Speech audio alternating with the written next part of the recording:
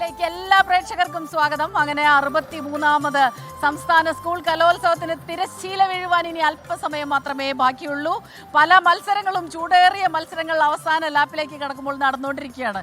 ചൂടേറിയ മത്സരം, ഇഞ്ചോടിഞ്ച് പോരാട്ടം അല്ലേ സ്മിത? നമ്മളിപ്പോ ഇങ്ങനെ ഇവിടെ നിൽക്കുമ്പോഴേ ഇവിടെ ഇങ്ങനെ കുറെ ആൾക്കാരൊക്കെ ഇരിക്കുന്നുണ്ട്. എന്തിനു വേണ്ടിയിട്ടാണ് കാത്തിരിക്കുന്നത്? സമാപന സമ്മേളനത്തിന് വേണ്ടിയിട്ട്. അപ്പം സമാപന സമ്മേളനത്തിൽ ആരൊക്കെയാണ് വരുന്നത് എന്നുള്ളതാണ് ഏറ്റവും പ്രത്യേകത.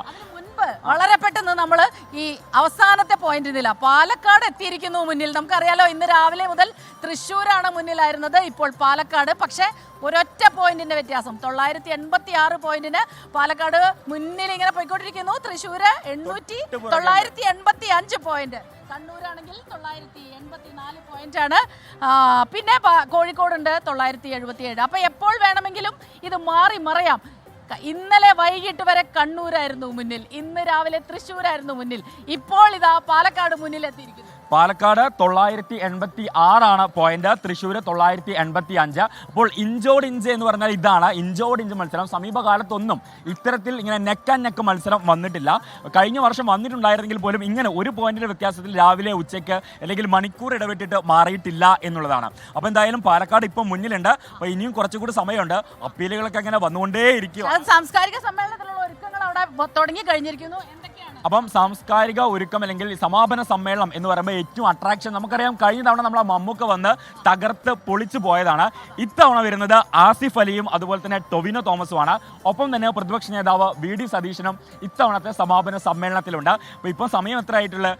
1:50 ആയിട്ടുള്ളൂ. 4 മണിക്കാണ് സമാപന സമ്മേളനം. അപ്പോൾ അതിനായിട്ട് ഇപ്പോഴേ ആളുകളൊക്കെ റെഡിയാണ്. അതെ, ഇപ്പോഴേ ആളുകൾ വന്നു തുടങ്ങിയിട്ടുണ്ട്. വൈകിട്ടാകുമ്പോഴേക്കും ഇവിടെ ഒന്നും നിൽക്കാൻ സ്ഥലം ഉണ്ടാവില്ല.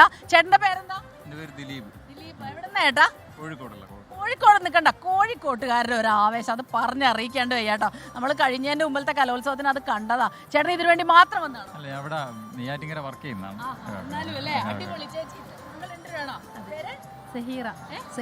എങ്ങനെയുണ്ട് കലോത്സവം? നേരത്തെ വന്നോ അതോ ഇത് ഈ സാംസ്കാരിക സമ്മേളനത്തിന് മാത്രമാണോ? അല്ല, നേരത്തെ ഒരു പ്രാവശ്യം വന്നു. എനിക്കൊരു കാര്യം പറയാനുണ്ട് സ്മിത. അവിടുന്ന് നേരത്തെ ഈ പാലക്കാട് എന്ന് പറഞ്ഞല്ലോ, അപ്പൊ ഇവിടുന്ന് ഒരു പൊരിഞ്ഞ കയ്യടി കേട്ടിട്ടുണ്ടായിരുന്നു. ഒരു പക്ഷേ മത്സരം ഈ കപ്പ് കൊടുക്കുമ്പോൾ വലിയ കയ്യടി വരും ഈ ഭാഗത്തുനിന്ന് അല്ലേ? പാലക്കാട്ടിലെ BSS ഗുരുകുലം കടുത്ത അധ്വാനത്തോടെ 1ാം സ്ഥാനം കപ്പ് നേടിയിരിക്കുന്നത് ഉറപ്പാ. നിങ്ങൾ കപ്പ് കൊണ്ടുപോകും. കുട്ടികൾ അത്രയും ഹാർഡ് വർക്ക് ചെയ്ത് BSS ഗുരുകുലം മുന്നിൽ തന്നെ. പ്രിൻസിപ്പൽ സാർ ഭയങ്കര എൻജോയ് എഫ്രമാണ്. കുട്ടികളുടെ കൂടെ തന്നെ ഉണ്ട്. ഒരു പ്രിൻസിപ്പൾ ഇപ്പൊ 4 ദിവസമായി 5 ദിവസമായി അധ്യാപകൻ അല്ല, ഞാനൊരു പാരന്റ്സ് ആണ്. യെസ്. സുരേഷ്, എന്താ ചേച്ചി പാലക്കാട് ടീമാണോ?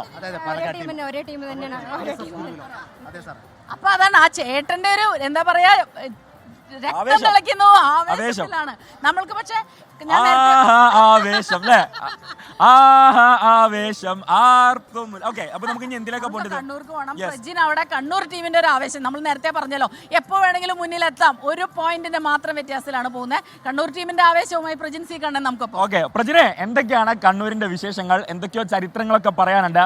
പ്രജിൻ സി കണ്ണൻ. 63ാം സംസ്ഥാന സ്കൂൾ കലോത്സവം സമാപിക്കുമ്പോൾ ആരായിരിക്കും സ്വർണ്ണക്കപ്പ് ഉയർത്തുക? ആ നിർണായക ചോദ്യമാണ് ഈ മണിക്കൂറിൽ പ്രസക്തമാകുന്നത്. ഡിഫൻഡിംഗ് ചാമ്പ്യൻസ് കണ്ണൂർ ജില്ല ഒരിക്കൽ കൂടി ആ സ്വർണ്ണക്കപ്പ് കണ്ണൂരിലേക്ക് കൊണ്ടുപോകുമോ എന്ന ചോദ്യം ബലപ്പെടുന്നു.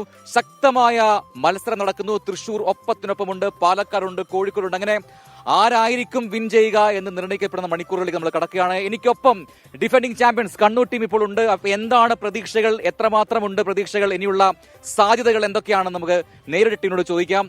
നമസ്കാരം മാഷേ. അപ്പോൾ കണ്ണൂർ ജില്ലാ ടീം റെപ്രസെന്റ് ചെയ്യുന്ന ആൾക്കാരാണ് ഇതെല്ലാം. അപ്പോൾ ഇനി 10 ഇനങ്ങളാണ്. ആ 10 ഇനങ്ങളിലും കണ്ണൂർ ജില്ല മത്സരിക്കുന്നുണ്ട് എന്നുള്ളതാണ് ഏറ്റവും പ്രധാനപ്പെട്ട വിഷയം. തൃശ്ശൂർ 9 ഇനങ്ങളിൽ മാത്രമാണ്. അപ്പോൾ എന്താണ് പ്രതീക്ഷകൾ, എന്താണ് സാധ്യത? ഇപ്പോൾ കുട്ടികളും അധ്യാപകരും ഒക്കെ വലിയൊരു ആവേശത്തിൽ, നമ്മളൊക്കെ ഈ ഒരു ചെറിയൊരു അടുത്തൊരു സമയം എന്നുള്ള നിർണായകമായൊരു ഘട്ടമാണ്. തൃശ്ശൂർ, കണ്ണൂർ, അതുപോലെ തന്നെ പാലക്കാട് ഒപ്പത്തിനൊപ്പമാണുള്ളത്. 10 ഇനങ്ങളാണുള്ളത്. കണ്ണൂരിനെ സംബന്ധിച്ച് 10 ഇനങ്ങളിലും മത്സരിക്കുന്നു. നമ്മൾ 10 ഇനങ്ങളിലും എ ഗ്രേഡ് പ്രതീക്ഷിച്ചുകൊണ്ടാണ് നമ്മൾ മത്സര രംഗത്തുള്ളത്. തൃശ്ശൂരിനെ സംബന്ധിച്ച് 4 പോയിന്റ് അവർ മുന്നിൽ ഉണ്ടെങ്കിലും ഒരു ഐറ്റം ഇല്ല എന്നുള്ളത് അവർക്കത് 5 പോയിന്റ് കുറയും എന്നുള്ളതിൻ്റെ അടിസ്ഥാനത്തിൽ 1 പോയിന്റ് മുന്നിൽ വെച്ച് കണ്ണൂർ ഇപ്രാവശ്യവും കപ്പ് നേടും എന്നുള്ള ഉറച്ച പ്രതീക്ഷയിലും ആവേശത്തിലുമാണ് നമ്മൾ അധ്യാപകരൊക്കെ ഉള്ളത് അല്ലേ? അപ്പം അതാണ് 1 പോയിന്റെങ്കിലും ഒരു വ്യത്യാസത്തിൽ കപ്പ് നേടും എന്ന പ്രതീക്ഷയാണ്. അത് തൃശ്ശൂരിന് 9 മത്സരങ്ങൾ മാത്രമേ ഉള്ളൂ എന്നതാണ്. ഇപ്പൊ ഇനിയുള്ള ഇനങ്ങൾ ഒന്നിപ്പം ഇംഗ്ലീഷ് സ്കിറ്റുണ്ട്, കേരള നടനമുണ്ട്, ഇതിലെല്ലാം കണ്ണൂർ ജില്ല പങ്കെടുക്കുന്നുണ്ട്. അപ്പോൾ കഴിഞ്ഞ വർഷവും ഇതേപോലെ ഒരു ഫോട്ടോ ഫിനിഷ് ആയിരുന്നു, ഓർക്കുന്നുണ്ടാവുമല്ലോ, എല്ലാ മീഡിയകളും ഇതുപോലെ കാത്തിരുന്നൊരു സമയം ഉണ്ടായിരുന്നു. അതുപോലെ ഒരു ഫോട്ടോ ഫിനിഷിലേക്ക് ഇത്തവണയും പോവോ? തീർച്ചയായും പോകും, ഒരു സംശയവും നിങ്ങൾക്ക് വേണ്ട. കഴിഞ്ഞ പ്രാവശ്യം നമ്മൾ 2 പോയിന്റിലാണ് കപ്പ് കൊണ്ടുപോയത്. അതേപോലെ തന്നെ 1-2 പോയിന്റിന് ഞങ്ങൾ കപ്പ് കൊണ്ടുപോകും. കണ്ണൂരിൽ നിന്ന് കൊണ്ടുവന്ന കപ്പ് തിരിച്ച് ഞങ്ങൾ കൊണ്ടുപോകും. നമ്മളെ 10 പരിപാടിയിലും നല്ല പെർഫോമൻസ് ആണ് കുട്ടികൾ കാഴ്ചവെക്കുന്നത്.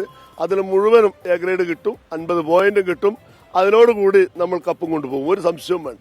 അപ്പൊ അത് തന്നെയാണ് പ്രതീക്ഷ. ഇനിയിപ്പോൾ കഴിഞ്ഞ വർഷം അതായത് നിർണായകമായത് ഇംഗ്ലീഷ് സ്കിറ്റായിരുന്നു. ആ സ്കിറ്റിലെ പ്രകടനം അതായിരുന്നു കണ്ണൂർ ജില്ലയ്ക്ക് ഒരു പക്ഷേ ആ കപ്പ് നേടിക്കൊടുത്തെന്ന് പറയാം. അത് എഡു ടീമാണ് അല്ല, ആ ടീമിൽ നിന്ന് വന്ന സാറ് കൂടിയുണ്ട്. പക്ഷെ അപ്പം ഇത്തവണ അവസാനത്തിനമല്ല സ്കിറ്റ്, കുറച്ച് നേരത്തെ അത് ആണ്. അപ്പോൾ എങ്കിലും എന്താണ് കഴിഞ്ഞ വർഷവും ഇപ്പോഴും കമ്പയർ ചെയ്യുമെന്ന് തോന്നുന്നു?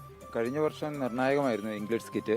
കാരണം എടൂർ സ്കൂളിന്റെ സ്കിറ്റ് നടക്കുമ്പം വേദിയിൽ സമാപന സമ്മേളനം നടന്നുകൊണ്ടിരിക്കുകയാണ്.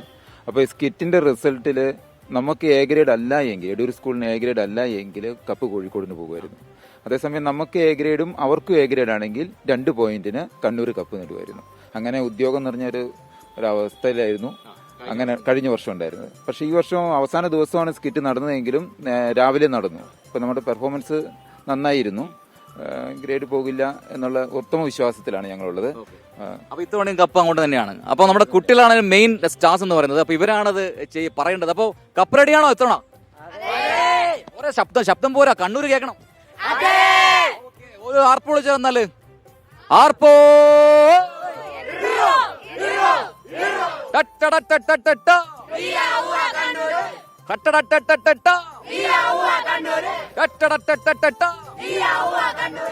അപ്പൊ തന്നെയാണ് കണ്ണൂർ ജില്ലാ ടീം തികഞ്ഞ പ്രതീക്ഷയിലാണ്. ഇത്തവണയും കപ്പ് വിട്ടുകൊടുക്കില്ല. അത് 1 പോയിന്റ്, 2 പോയിന്റ് അല്ലെങ്കിൽ 3 പോയിന്റ്, 5 പോയിന്റ്, അത് എത്രയാണെങ്കിലും കപ്പ് ഉറപ്പായും കണ്ണൂരിലേക്കാണെന്ന് ഉറച്ചു പറയുന്നു കണ്ണൂർ ജില്ലാ ടീം.